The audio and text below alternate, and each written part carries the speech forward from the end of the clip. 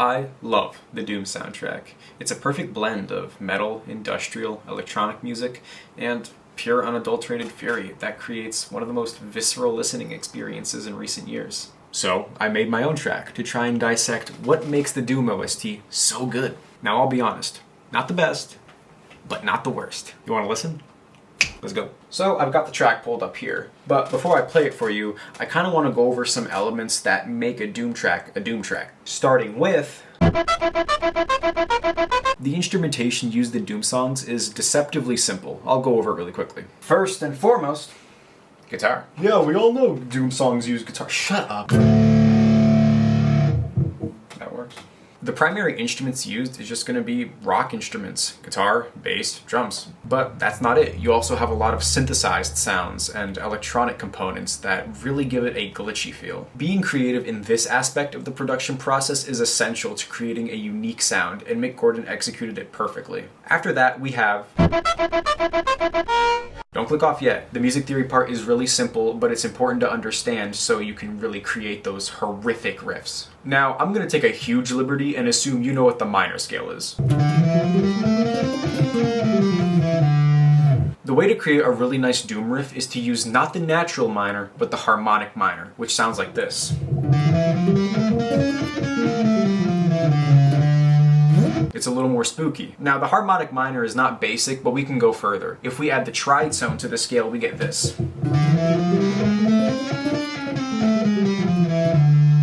It gives it kind of a bluesy sound. Lastly, I'm going to add the flat second to this scale.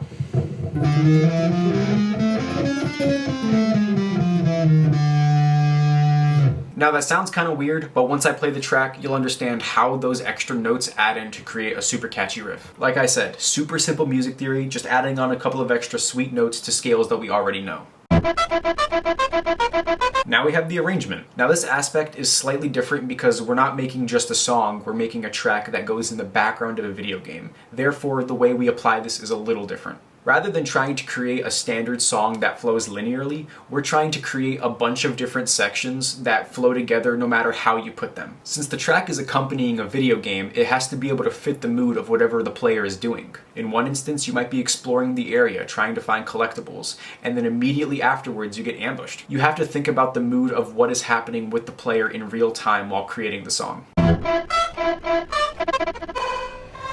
Now, I went over this aspect slightly with the instrumentation, but I feel that I should really hammer down the glitch aspect of this track. This is not just electronic industrial metal, this is a whole different genre on its own, so using those glitches and automation to accentuate the randomness of the track will make it really stand out. In the track, I have 7 different sections. I'm going to play each one individually and break those down as we go.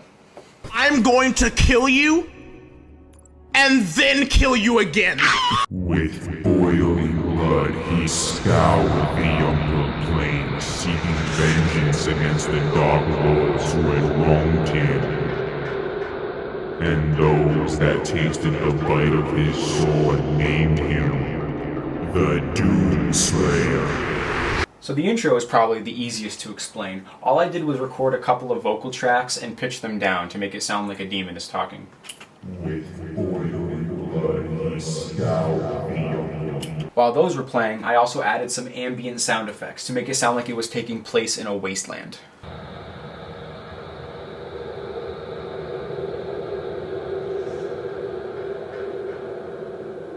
Not much to say here, it's pretty simple. Let's move on to the fun part. Hey, please stop listening to Doom music. It's just a bunch of random noises.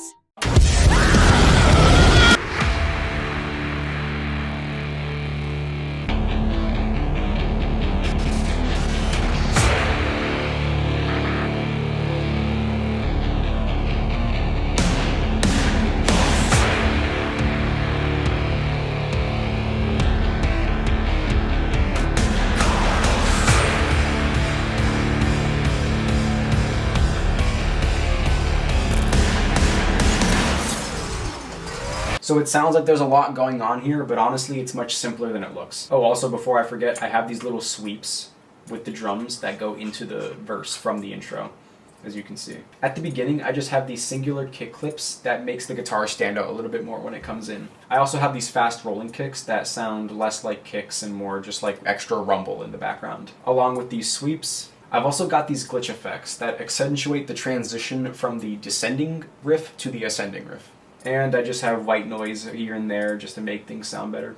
As we go deeper into the verse, the drums become more complicated. I add snares, I add cymbals, but the whole point is to keep things simple. A lot of your creativity should go towards sound design. Try not to overload the listener with rhythmic components. Now, all that's happening with the guitars is they're taking turns going up and down. And in this riff, you can actually hear one of the sweet notes that we added, the tritone. The bass and guitar kind of just act as one in this case. They're not really doing anything separately. Now here's the cool part about this section. I wanted a really dirty synth that I could put on top of the guitar. So what I did was I took a chainsaw sample, I altered it, chopped it up, and I got this.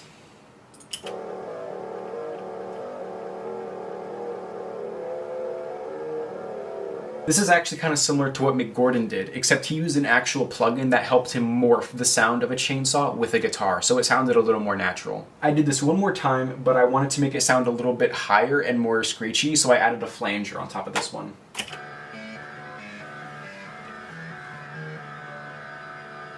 Oh yeah, by the way, I added some chants because those sound cool. To recap the verse, we've got drums that start really simple and then more components get added later on.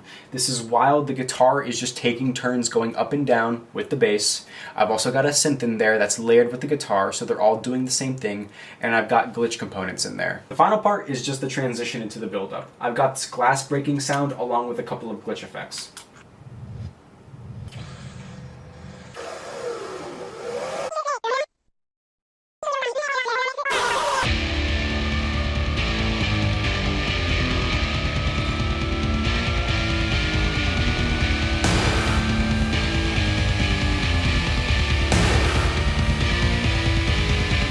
So there's a couple things going on here. Starting with the drums, it's actually much simpler than before. All that's happening is the kicks are just going super fast. And then in the second half of the build-up, I just have these snares that get added. With the guitars, it's the same setup as before. I just layered the guitars and I have the bass following what it's doing. Now the cool part about this section is the sound effects. I'm adding sound effects in here to try and increase the tension, to make the player feel like something is about to happen. I added some static. I added some intense string sounds. And this is the cool part. I added something called a shepherd's tone. Now, if you don't know what a shepherd's tone is, it's an auditory illusion that makes it sound like it's constantly getting higher and higher in pitch without actually doing so. The concept of a sound constantly getting higher and higher sounds great as a riser, so I put one in and it sounds pretty cool.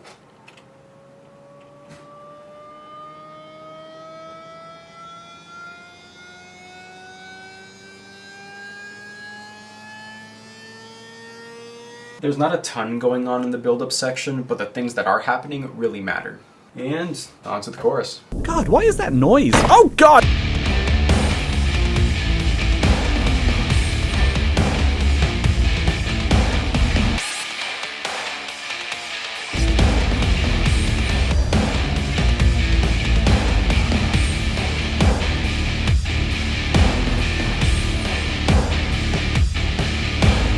Now the chorus is where things really start to get going, but even though that's the case, I still don't want to make things too complicated as to throw the listener off. This is really just basic metal structure. I've got drums, bass, and guitar, and even though things might be distorted a little more than usual, nothing crazy is going on. The part where I'm really trying to be creative is not in the rhythm, but in the melody.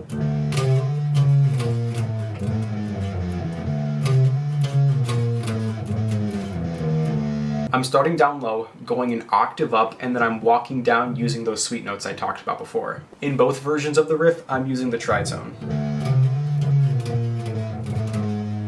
But at the end of the rotation, I'm putting in the flat second, as you'll hear.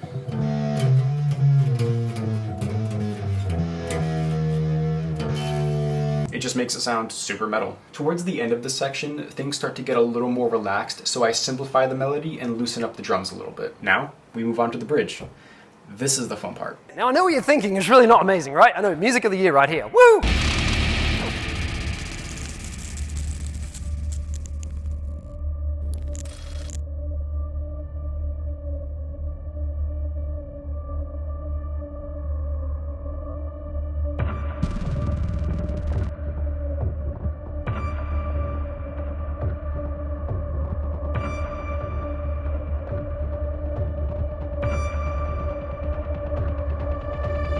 The bridge section was really where I wanted to let those synthesized and glitchy parts shine. I know I said before to keep it simple, but this is where you want to go crazy. I'm going to break the bridge up into 2 different sections so I don't have a meltdown trying to throw all of this at you at once. Drum-wise, there's only one thing happening, and it's this little drum loop that I chopped up. It sounds pretty cool underneath everything.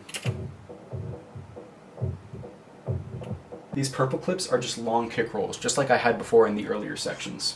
Now these 2 super long clips are basses that I use to add tension. And as you can see, they're automated so that they become slightly more open over time. A lot of these clips are just glitch sound effects, but the one thing that's really cool is this clock sound. I grabbed a clock sound, I tuned it down, and I added a bunch of reverb, so it sounds like something is really about to happen. Now the rest of these clips are synth layers. They're just a bunch of noisy synths piled on top of each other to create an intense atmosphere. Now, onto the big part.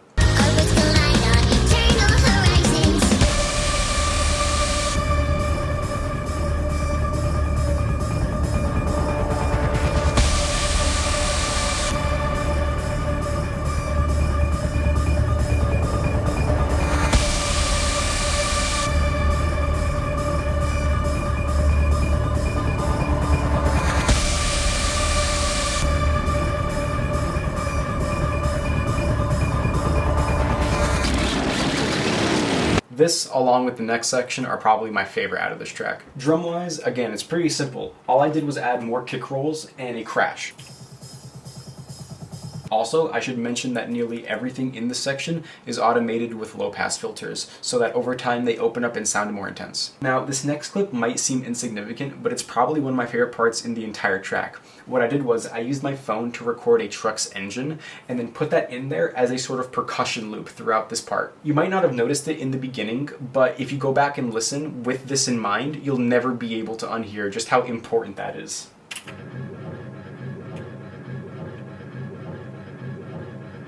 Now, going over the small little things, I've got these sirens.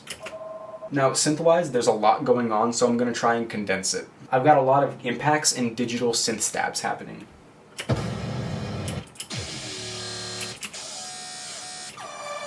And then I add a couple later on to make it sound even more dynamic. In between the stabs, I have automated synth risers, and what's cool about the automation here is that as each time the synth stabs, the filter opens up more and more towards the end. So the first time the synth stabs and you hear the risers go up, the filter will be open less that first time than on the 4th time.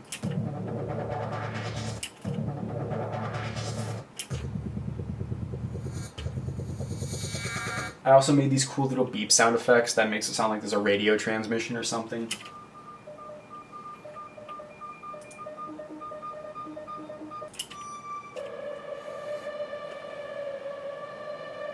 And now this is my favorite transition in the entire track. What I did was I used a truck's engine turning on along with a chainsaw turning on and a bass impact to create a really cool, violent transition into the next section.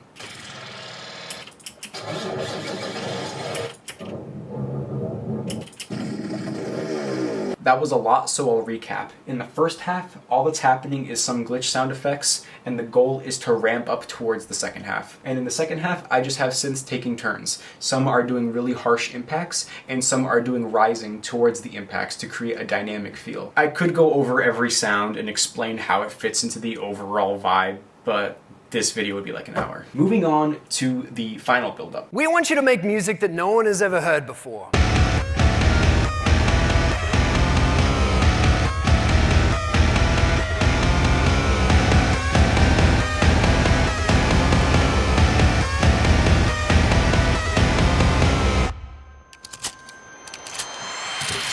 This might look like a lot of tracks, but they're all basically doing the same thing. It's just a lot of layers.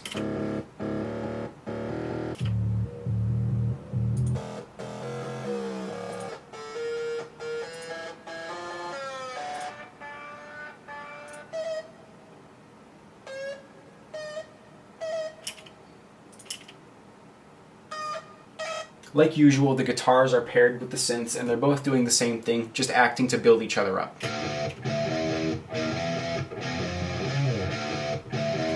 Drum-wise, it's very simple. I've got layered kicks, snares, and toms, all following the rhythm of the melody. And in this section, the shepherd's tone makes a reappearance. The final transition is pretty basic. I've just got a couple of synths acting together, along with a sound effect from a video game that I took of a shotgun reloading.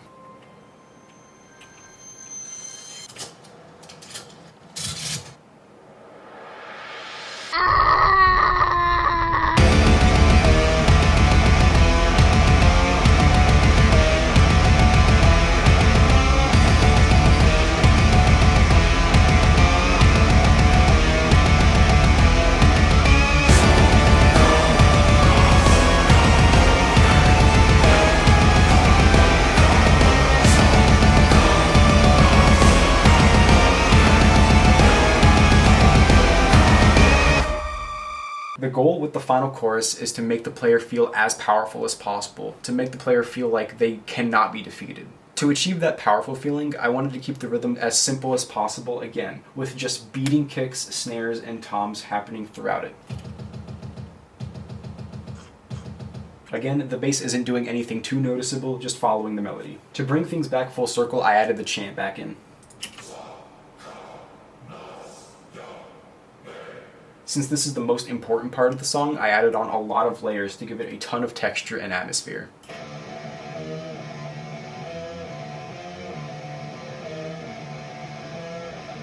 I borrowed a couple of the synths from the last section and just made them do the same thing. These next couple of things you can't really hear so much as you can feel. I've got this little bass impact. And then I've got this drone that happens throughout the entire thing, which really fills up the high end. Finally, I have a couple synths layered on top of each other to give it that quintessential Doom sound.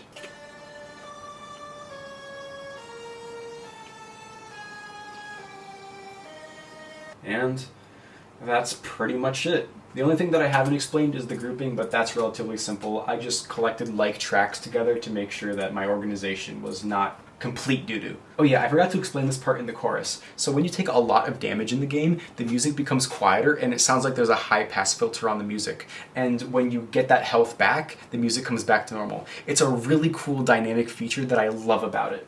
And I wanted to replicate that in here. This is what the track looks like all compressed, and I'll play it one last time. Thanks for watching. With boiling blood, he scoured the Umbral Plain, seeking vengeance against the Dark Lords who had wronged him, and those that tasted the bite of his sword named him the Doomslayer.